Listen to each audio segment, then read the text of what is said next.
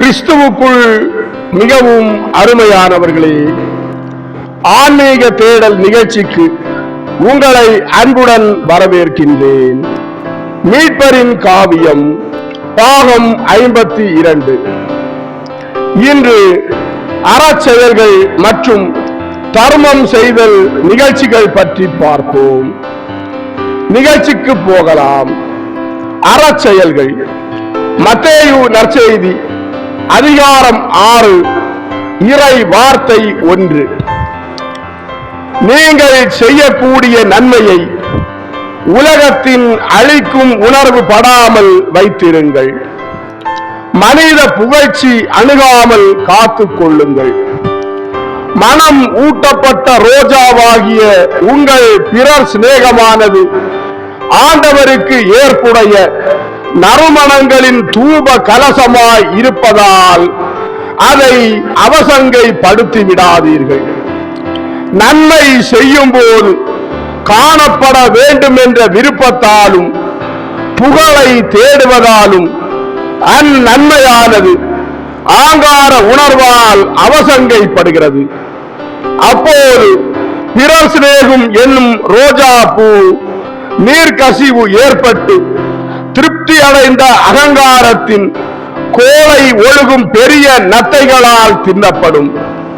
அப்போது தூப கலசமானது வயிறார உண்ட மிருகம் போல் ஆங்காரமுள்ள மனிதன் வெயில் காயும் அசுத்த கூளம் நிரம்பிய தொழுவம் போலிருக்கும். ஓ, ஜனங்களால் சுட்டி காட்டப்படும்படி செய்யப்படும் பிறர் சிநேக செயல்கள், அவை செய்யப்படாதிருந்தால் நலமாயிருக்கும். பிறர் சிநேக செயல்களை செய்யாதவன் கடுமை என்னும் பாவத்தை கட்டிக்கொள்கிறான். அவற்றை செய்பவன் எவ்வளவு தொகை கொடுக்கப்பட்டது என்று ஜனங்களை அறிய செய்து புகழ்ச்சிக்காக இருக்கும் போது அவன் ஆங்காரம் என்னும் பாவத்தை கட்டிக்கொள்கிறான். பாருங்கள், என்னால் எவ்வளவு கொடுக்க முடியும் என்று அவன் தன் காணிக்கையை அறிய செய்கிறான். அவன் உபகாரம் செய்யப்பட்டவரின் பெயரை வெளிப்படுத்தியதால் அவனை சிறுமைப்படுத்தி பிறர் சிநேகத்திற்கு எதிராக பாவம் செய்கிறான். அவன் மனித புகழ்ச்சிகளை சேகரிக்க விரும்புவதால் மன பேராசை என்னும் பாவத்தை செய்கிறான். அதுவோ வைக்கோல், வெறும் வைக்கோலை தவிர வேறில்லை.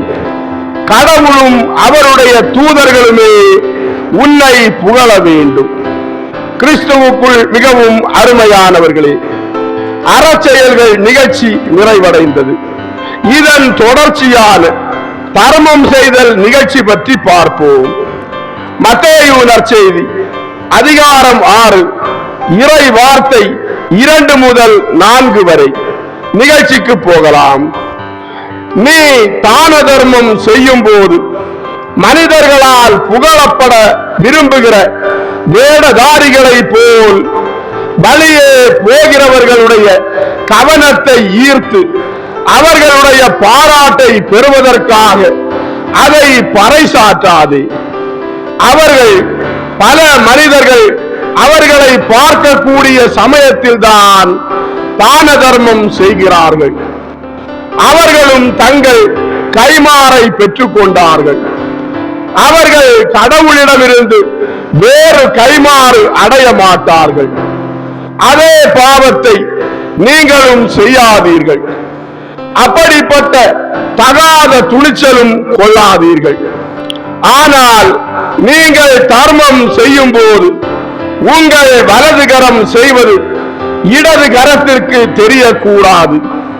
அவ்வளவு ரகசியமாகவும் அடக்கமாகவும் அது இருக்க வேண்டும்.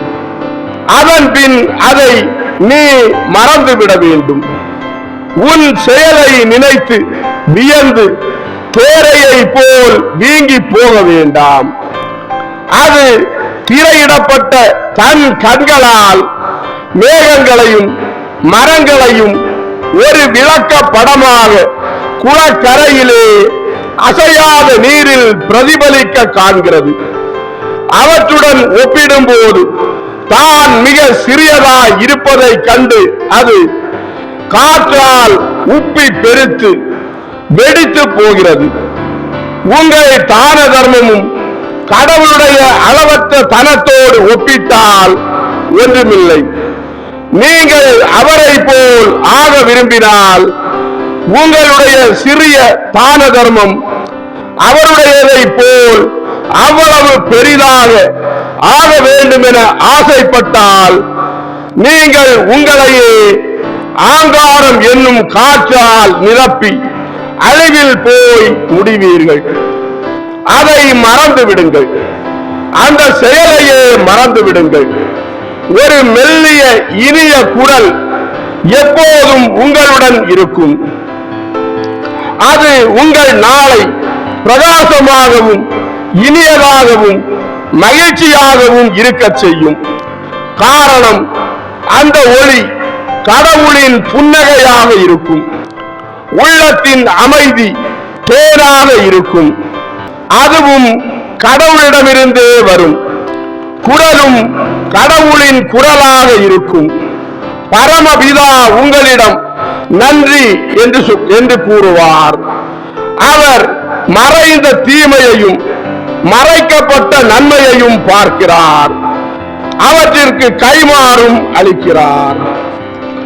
கிறிஸ்துவுக்குள் மிகவும் அருமையானவர்களே, ஆன்மீக தேடல் மீட்பரின் காவியம் பாகம் 52 அறச்செயல்கள் மற்றும் தர்மம் செய்தல் நிகழ்ச்சிகள் இதோடு நிறைவடைந்தது. அடுத்த நிகழ்ச்சியில் உங்களை சந்திக்கும் வரை உங்களிடமிருந்து விடைபெறும் உங்கள் ஜான் பிரிட்டோ. ஆன்மீக தேடல் தொடரும். நன்றி.